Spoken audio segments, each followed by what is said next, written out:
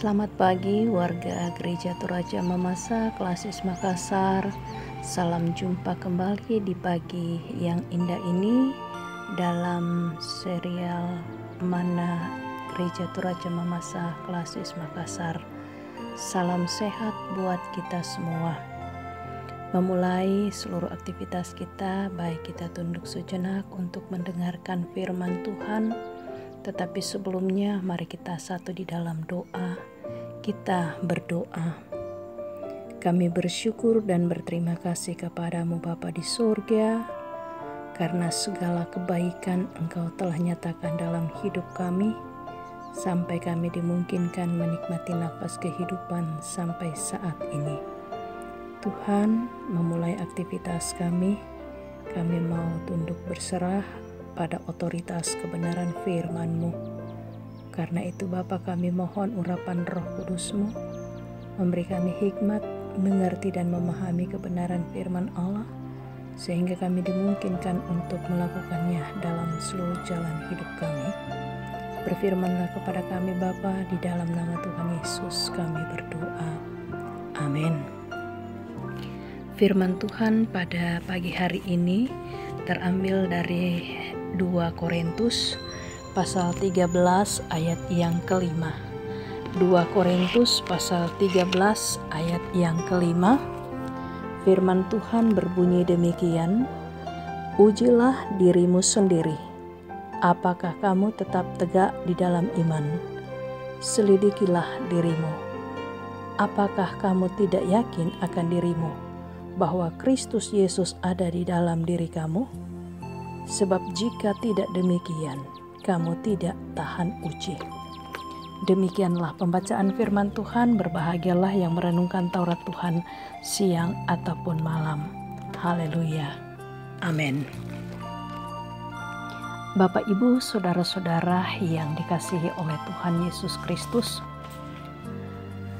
nasihat Rasul Paulus ini berawal dari kekhawatirannya akan kehidupan umat-umat Tuhan di Jemaat Korintus yang masih diliputi keinginan-keinginan daging. Seperti yang tertulis dalam 2 Korintus pasal 12 ayat 20 dan 21 yang berbunyi demikian, sebab aku khawatir bahwa apabila aku datang, aku mendapati kamu tidak seperti yang kuinginkan, dan kamu mendapati aku tidak seperti yang kamu inginkan. Aku khawatir akan adanya perselisihan, iri hati, amarah, kepentingan diri sendiri, fitnah, bisik-bisikan, keangkuhan, dan kerusuhan.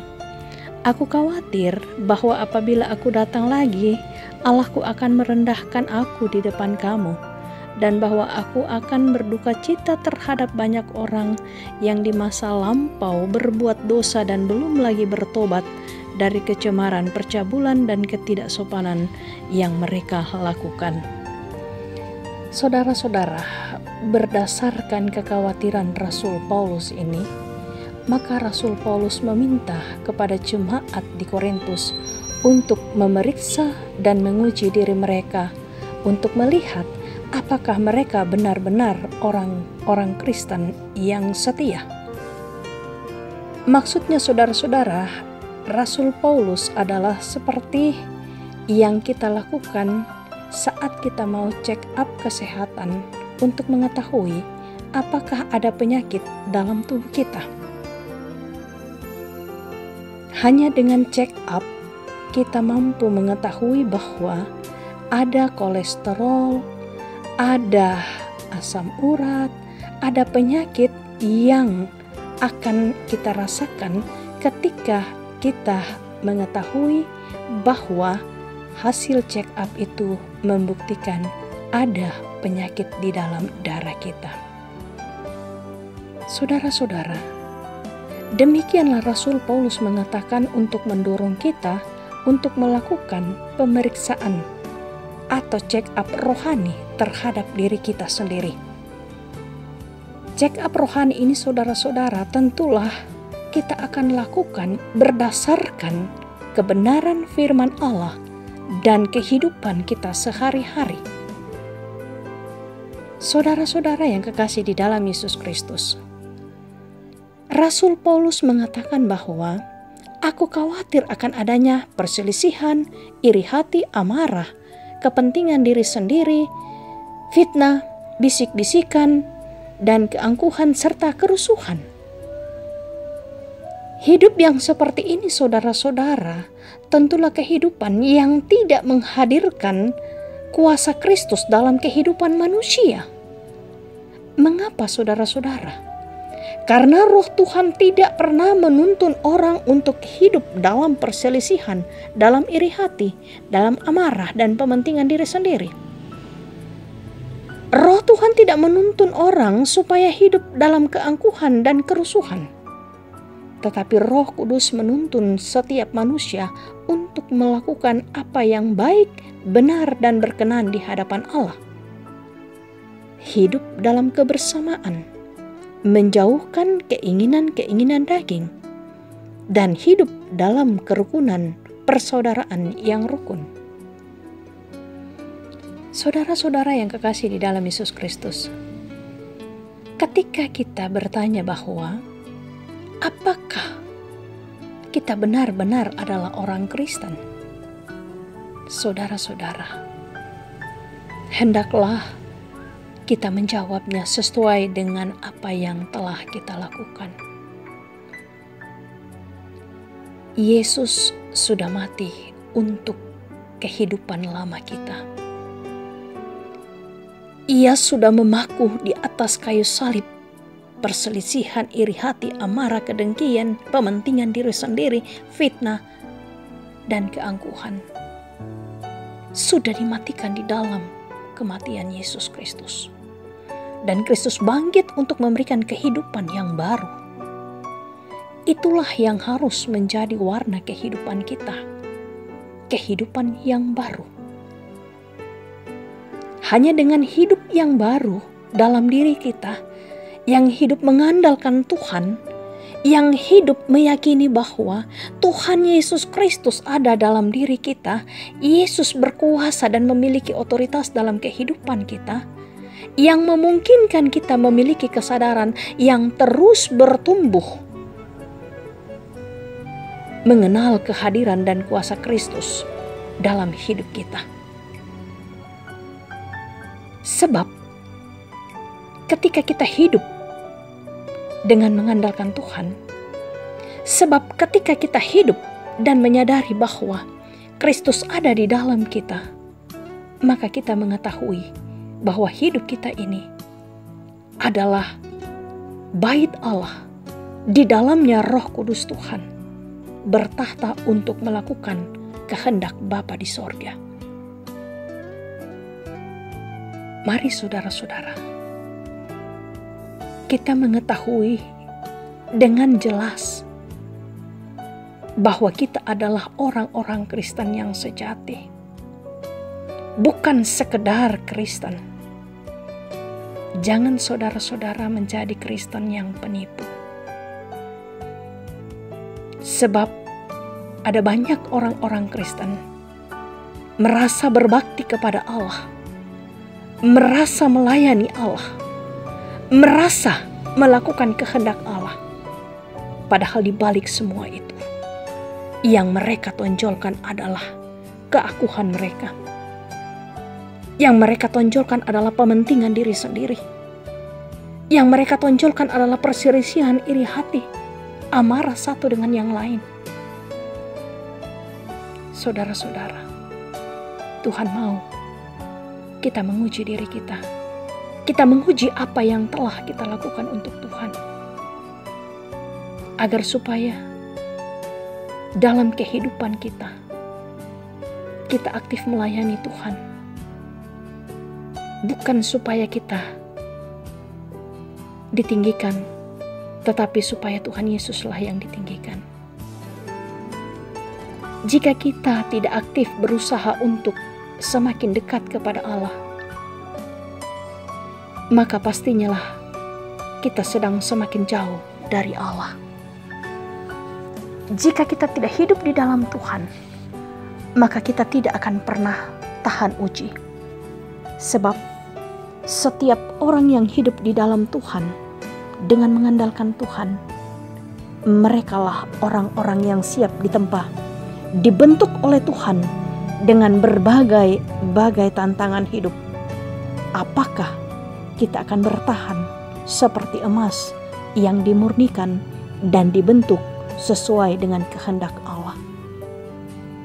Hanya orang-orang yang percaya kepada Yesus, yang menyerahkan hidupnya kepada Yesus, merekalah yang tahan menjalani ujian dalam setiap jalan hidupnya. Terpujilah Tuhan Yesus Kristus. Amin. Mari kita berdoa. Kami bersyukur dan berterima kasih kepadamu Bapa di sorga, atas kebenaran firman-Mu yang mengajarkan kami, supaya kami tahan uji. Baiklah kami menguji apa yang telah kami lakukan dalam hidup kami, dalam iman kami, dalam pelayanan kami, supaya kami tahu bahwa benarkah kami menjadi orang-orang yang mengandalkan Tuhan, ataukah kami mengandalkan keinginan-keinginan daging kami.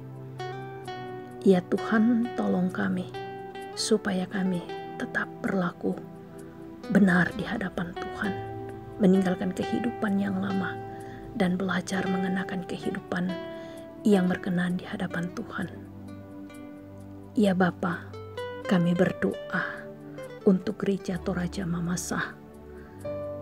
Tuhan, Engkau berkati di tingkat sinode yang saat ini Tuhan sementara mempersiapkan sidang sinode am. Tuhan berkenan Engkau memberkati seluruh usaha panitia dan tuan rumah, jemaat yang akan menerima tanggung jawab. Tuhan, kami percaya semua yang dipersiapkan saudara-saudara kami di Lakahang, Engkau akan memberkatinya, supaya sidang sinode am berjalan sukses dan baik untuk menjadi satu pelayanan dalam kebersamaan memberitakan Injil kebenaran firman Allah. Kami berdoa buat Gereja Toraja Mamasa di tingkat klasis, secara khusus klasis Makassar. Engkau berkati Tuhan, supaya kami tetap sebagai jemaat terikat dalam klasis, dalam kebersamaan untuk melayani Tuhan dengan penuh sukacita. Kami berdoa Tuhan, persiapan klasis Makassar yang akan melakukan sidang tahunan, Tuhan Yesus tolong berkati, sehingga sidang klasis ini pun berjalan di dalam kuasa dan kehendak-Mu. Ya Bapa, kami berdoa buat seluruh warga Gereja Toraja Mamasa yang ada di klasis Makassar. Tilik dan berkati mereka pribadi lepas pribadi, keluarga, agar supaya hidup mereka juga limpah sukacita dan diberkati Tuhan. Kami berdoa buat anak-anak Tuhan, berkenanlah Tuhan memberkati, sehingga hidup anak-anak Tuhan tetap penuh sukacita dalam menggapai cita-cita mereka maupun dalam pertumbuhan iman mereka. Ya Bapa, kami berdoa buat saudara-saudara kami yang dalam keadaan kelemahan tubuh. Hamba Tuhan Bapak Pendeta Ferdinand Bonggalotong yang saat ini dirawat di rumah sakit Awal Bros. Tuhan, kami percaya bahwa Engkau sanggup untuk memulihkannya, dan Engkau akan memberikan yang terbaik baginya melalui tangan dokter dan juru rawat, serta topangan doa dari keluarga, jemaat, dan para hamba-hamba Tuhan. Tuhan, kami berdoa buat keluarga Bapak Petrus yang berduka cita. Hiburkanlah segenap keluarga, sehingga mereka dimampukan duka cita yang amat dalam ini Tuhan, dan mereka tetap berserah kepadamu.